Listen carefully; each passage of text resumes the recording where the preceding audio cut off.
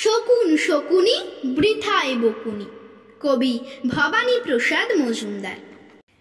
অনেক উঁচুতে উড়ছিল এক শকুন আর এক শকুনি।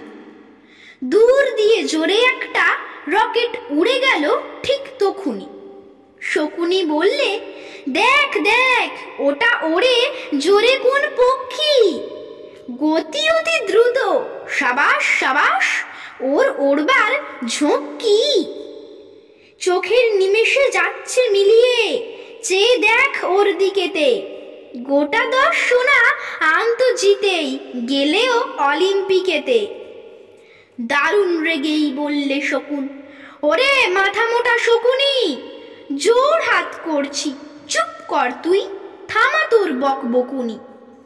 দেখছে ওটা প্রাণের ভয়েতে ছুটছে অমন তেজেতে, তুইও পারতিস ওর মতো, তোরও লাগলে আগুন লেজেতে। দেখ না কেমন গল গল করে বেরোচ্ছে সাদা ধোঁয়ারে, অলিম্পিকেতে সোনা জেতা নয়, ছেলের হাতেরই মোয়ারে। নমস্কার।